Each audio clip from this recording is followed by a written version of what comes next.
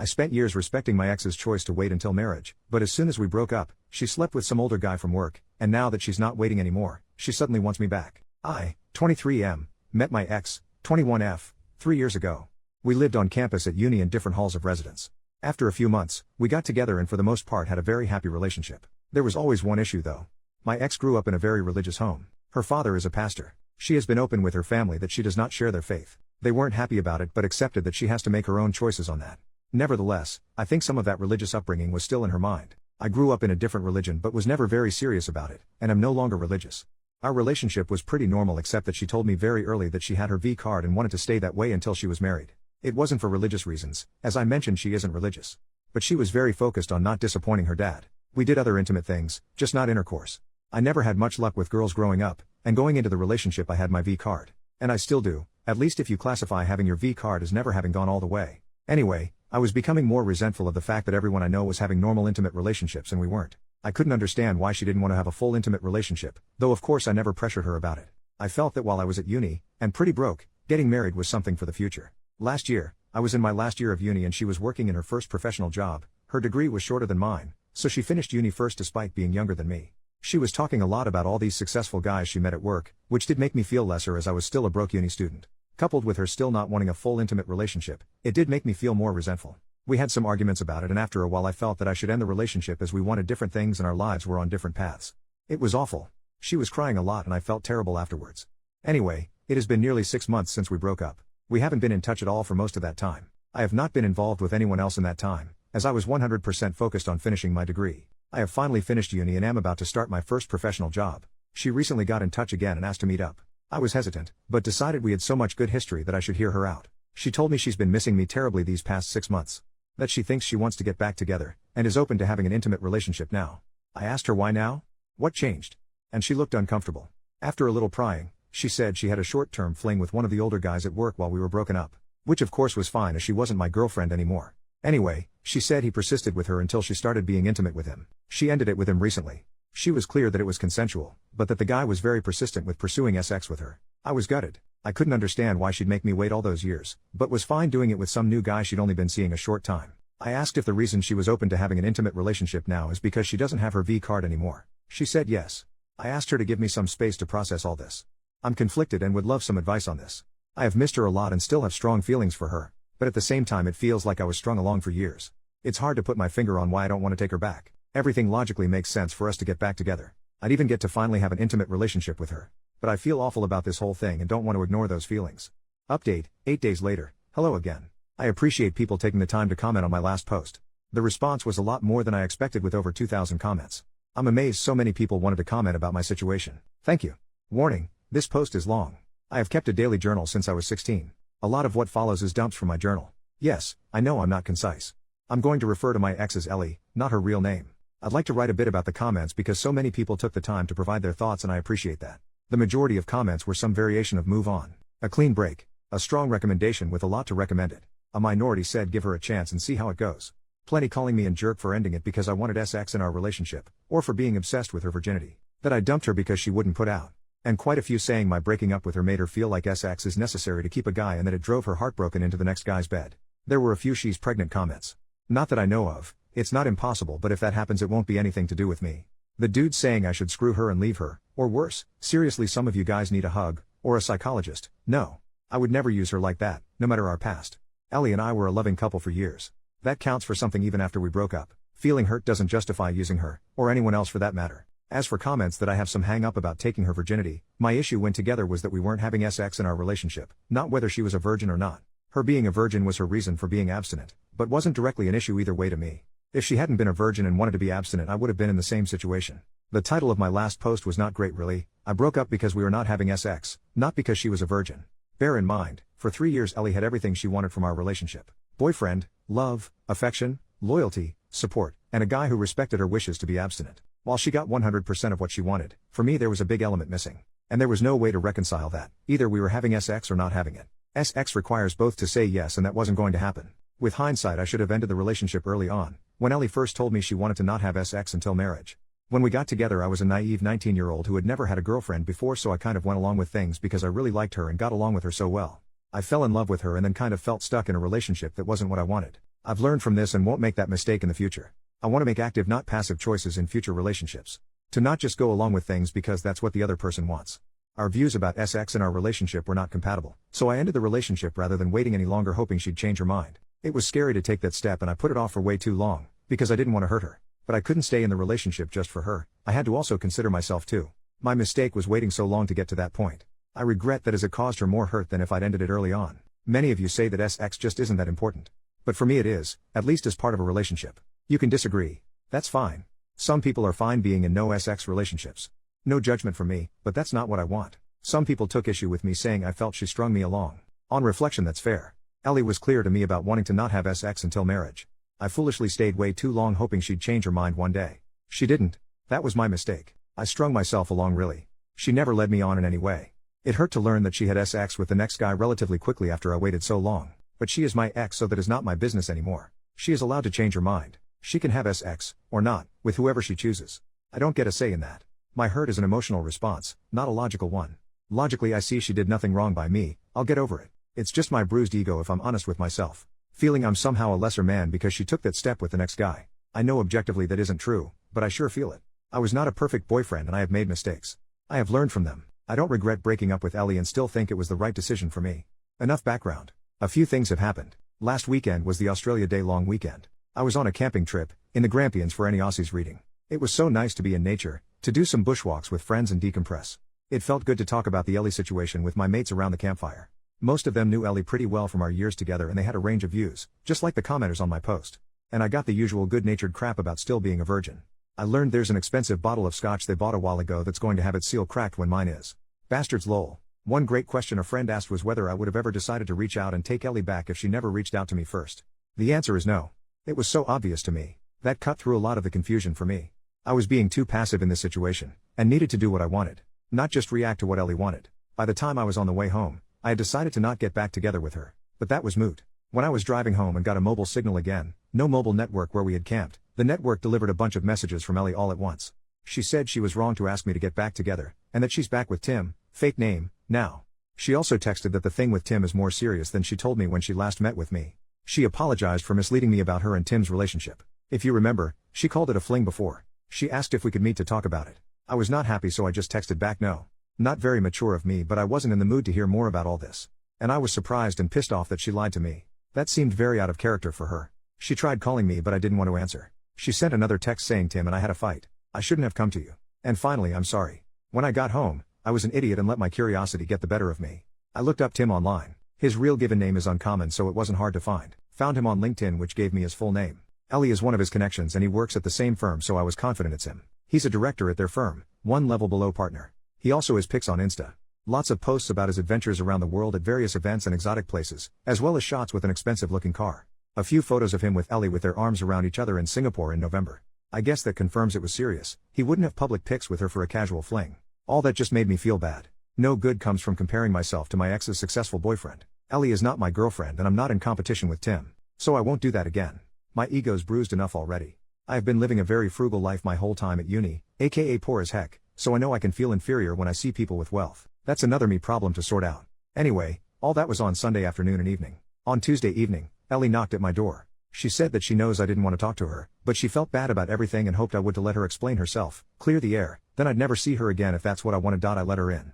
I was not happy with recent events but figured I might at least get a clearer idea of what's going on. It was a long, heavy conversation over 4 hours but here's the gist as I remember it. When we broke up she was devastated. She said it took a couple of months before she started to feel a bit better. She missed me constantly and wanted to see me the whole time, but when I ended it we agreed to keep apart and heal. In September, she met Tim at work. He manages a different team, she doesn't work for him. She said he was very charming and attractive and showed almost immediate interest in her. They got to know each other and he asked her out. She was worried it was a rebound but felt so much better getting his attention that she went along with it. After dating for a while she developed feelings for him and that later led to an intimate relationship. It wasn't a fling and she dated him for a while beforehand. I asked about whether he had pressured her into sex. Last time she said he was very persistent. She said she was trying to not upset me. She thought if she gave the impression she was reluctant to have sex with Tim that I wouldn't think as badly of her. So it was a story to try and spare my feelings. I told her it just made me worried she had been assaulted. She looked shocked at that and said no way, she was actually the one who initiated their intimate relationship. I said although I don't like that she lied to me, I can understand why. I don't think she did anything wrong changing her mind about abstinence. Yes, I was hurt when she told me she was having sex but I have no right to judge her for anything. She's a single adult and it's her life. I don't think badly of her. She burst into tears and said something like, "I thought you must hate me now." I assured her that I didn't. She said she was sad it didn't work for us, but that she never would have dropped her virginity commitment if we had not broken up. After we broke up, she decided that it was a commitment she made to her dad when she was still a kid, and it was messing with the life she wants now. So by the time she and Tim got into their relationship, she had already decided she was ready for sex with the right person. I asked about her dad and she just said he doesn't need to know. I asked about why she asked to get back together. Tim is older, she told me he's 32, and has been at the firm 10 years. One day at work, one of the women made a snarky comment to Ellie about being another one of Tim's girls. She did some digging and it turns out Tim has a history. He has dated a long list of women from work, several of them were young graduate employees just like Ellie. The rumor around the office is that Ellie is just the next girl to get used by him. She was horrified. She accused him of using her. They argued and she told him it was over. Soon after that she came to me. She felt as if we might be able to rekindle things now that she was open to an intimate relationship. But my hesitation and time to calm down made her realize that was a mistake. Over the weekend, Tim asked her to work things out. She decided to give it a chance. She tried to call me but they went to voicemail. I was camping, so she sent those messages instead. So I guess that's settled. I don't want her back and she's in a relationship so she doesn't want me back either. We chatted a bit about how our families are going. She congratulated me on finally finishing uni. She asked if I had been seeing anyone and when I told her I'd been studying hard and working a lot since exams, retail job, with no time for girls, she laughed and said I'm still a big nerd. She hoped we could be friendly if we ever see each other. But she wants to keep out of contact out of respect for her relationship with Tim. She wants to give it a real chance of working. Which is fair enough. She gave me a hug, said thank you for understanding, and left. So there you have it. Ellie involved me in her relationship drama. I would have preferred she hadn't but at least it's sorted now. I'm glad I paid attention to my feelings and took time out to consider things, as it could have been very messy if I had taken her back. Trusting my gut has been the biggest lesson for me in all this. I still care for her despite recent events. It seems like she is dealing with a lot of complicated things between her new relationship and work gossip. I wish her well and hope she will be happy, whether it's with Tim or not. She was my first love and I expect I'll always have warm memories of her. But I am clear now that I don't want her back. She is my past and I want to look forward. Well, this has become an essay. Tutors at uni always told me I was too waffly in my writing. Well, screw those guys, I'm not a student anymore. I can now focus on launching my new career with no distractions. I've worked so hard for so long to get here. My new job starts on Monday. It's going to be so great building actual real experience my new profession, not just endless theory. I'll be earning much better money, no more student poverty, and I've got graduation in May to look forward to as well. I'm open to finding someone new but that is way down my priority list. I'm not going to actively pursue that anytime soon. Cheers everyone for your comments and advice. Edit, the next day, okay, you've convinced me. Today I blocked Ellie on everything. Since we agreed not to be in touch again, that shouldn't matter, but if she doesn't stick to that agreement, for example if she and Tim split or fight again, then it won't be easy for her to contact me again. I thought it was a petty thing to block someone, but in this case you've convinced me that it's a way to take control of the situation. With luck I won't hear from her again, and if I do, like if she knocks on the door, I'll remind her of our agreement and shut her off. Time to stop being passive and take charge of my life, a life Ellie will not be part of. Second update, 5 months later, bumped into Ellie again. My old throwaway got blocked so I had to make this new one. I learned a lot through that experience and believe that I'm a little less naive than I was. Many of you said I would see Ellie, now 22F, again. You were right. There was some confusion in comments previously about dates of graduation and work. I'm an Australian living in Melbourne. University here runs from late February/early March to November each year. Our summer holidays are in December to February. Graduate intakes into companies are usually in February each year. If you recall from my previous posts, my ex Ellie and I mutually agreed to be no contact after some drama on her part. At the urging of Redditors I also blocked her to help maintain no contact. I've been working since February as a graduate engineer and it's been everything I hoped it would be. I'm meeting amazing smart people, learning so much every day, and am finally earning a salary after years of being a broke student. Having a little money in the bank and being able to afford to do things like eating out is such a nice change. When I finished uni in November, I moved in with my brother temporarily. He'd just broken up with his ex and needed help with his rent. That's where I was living when Ellie last came to see me. He found a new housemate, and since his place was on the wrong side of the CBD for my job, I moved into a share house in the southeast of Melbourne. The place is a bit run down but the rent is reasonable, by insane Melbourne standards, and there are lots of pubs, bars and restaurants nearby. The location and my housemates have been great. I'm seeing someone. I'll call her Olivia, not her real name. She's the sister of one of my housemates. We met when my housemates and I had a barbecue and she dropped by. We got talking and were still talking hours later until everyone else had left. Her brother told us to shut the hell up so he could get some sleep, haha. I asked her out that week and we've been close since. My housemate, her brother, has been making fun of us ever since, including more than a few crude jokes when she stays over. We agreed to be exclusive 6 weeks ago so it's still quite new. She's so cool. And smart. And gorgeous. The chemistry was instant and intense from the moment we met. We just click so well. It's such a great time when we're together. Olivia is an accountant at a big firm. One of Olivia's workmates was having a party last month. She asked me to come to meet some of her work friends. We went inside and Olivia introduced me to the woman who hosted the party, her workmate Jess. There would have been maybe 40 to 50 people there. I didn't know anyone but Olivia. At one point I offered to grab more drinks. The kitchen was in a separate room. As I was getting them, a guy asked me to pass him a beer from the fridge. I introduced myself and he said, "Hi, I'm Tim," fake name from my last post. He actually said his unusual name. We chatted a couple of minutes about our jobs and how we know Jess. Then I just said nice to meet you and returned to the group. I didn't recognize his face as I'd never met him before, but it was definitely Ellie's Tim, his job and firm lineup. And he looked in his 30s, a bit older than most people at the party. Neither of us mentioned Ellie when we were talking. Later on I asked Jess how she knew Tim. She said she used to work at the same firm as Tim, also where Ellie works, but she moved to another employer, where Olivia works. Despite living in a city of 5 million, it's still a small world. On the tram ride home I must have been quiet because Olivia asked what was on my mind. I said that Tim guy at the party was, or maybe still is, my ex's boyfriend. I said I didn't think he knew who I was, or if he did he didn't say anything. That prompted me to share some history about me and Ellie. Olivia was wide-eyed and said, "You never told me you were a virgin." Then she laughed and said, "Well, we took care of that." She asked if I had any feelings for Ellie and I truthfully said no. I dealt with all that months ago. More recently, there was a formal charity dinner that Olivia was asked to support. Her employer was a sponsor of the event. She was keen to show me off. We were at a table with a bunch of her work colleagues. Nice people. One of her work friends was so excited to meet me, and Olivia can't stop talking about you. That made me feel really good. After dinner a few of us were chatting and I got a tap on the shoulder. I turned around and to my surprise it was Ellie. Tim was with her. It was so weird to see her again. Tim said he remembered meeting me at that party but never made the connection to Ellie until just now. She must have told him about me. Ellie looked very different. She had lost a lot of weight and was very slim. The tight red dress she was wearing made that obvious. Her dad would not approve. Not that she was ever overweight, but I'd never seen her that thin before. She was immaculately made up with what looked to my ignorant eye like expensive jewelry. She'd changed her hair too, now blonde instead of her natural auburn. She looked like a sleek rich girl, not the poor pastor's daughter I remember. Don't get me wrong, she looked amazing, but she looked like a different person. I know it was a formal event so we were all dressed nicely, but this was a major transformation. Despite her glam looks, when I saw her I didn't feel anything for her. Just nothing. Ellie said she was so glad to see me and she had some news, holding out her hand to show a diamond engagement ring. I know nothing about diamonds but it looked pretty big and expensive to me. I offered my congratulations to them both. Just then Olivia walked back over. I introduced her to Ellie and Tim. Olivia put her arm around me and Ellie's smile seemed to kind of freeze.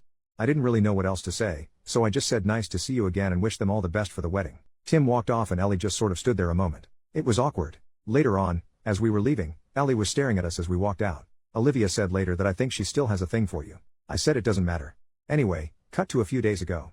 My brother messaged me saying Ellie stopped by looking for me. Yes, Reddit, you were right. He knew to not share my new address with her, so all he said is I'd moved out. Next day I received an email from an address I hadn't seen before. It was Ellie. No acknowledgement that she was breaking our agreement to be no contact. No mention she stopped by my old place. It said it was so great to see you again, I've missed you and that girl you were with is pretty, how serious is it?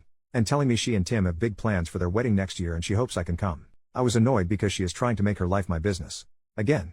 Despite promising no contact. Even going to the trouble to make a new email address to get around me blocking her. I showed Olivia the email and she rolled her eyes and asked me to think about why my ex would send me that. Why indeed. Olivia is great at cutting through bullshit and reads people way better than I do. Ellie can't have me back. I'm in a relationship now plus she's engaged, and it's not like I would go to their wedding. Who goes to their ex's wedding? It wouldn't be right. I don't know why she's trying to contact me, but I can guess that she wants to use me for emotional support again. Or maybe things are rocky with Tim, who knows? Whatever she wants, it's not happening. She has family and friends, she can talk to them. I deleted the email and blocked the address without replying. Ellie promised she'd keep out of contact and just couldn't help herself. I still intend to keep my word, no contact, even if she doesn't. I've also set up a filter to send any email containing her name to the bin. Olivia and I had a talk after that. I asked if she was concerned about the Ellie thing but she said no, she's not worried, she didn't get serial killer vibes from Ellie. I'm glad none of this has put her off me. So nothing too dramatic but it does prove you guys were right, Ellie could not contact me despite promising to do so. I was able to sidestep her much more easily than last time. Ultimately this is a good news story. Life is so great right now. I've got a cool new girlfriend, a fun place to live and a new career I love. It has been easy to leave Ellie behind.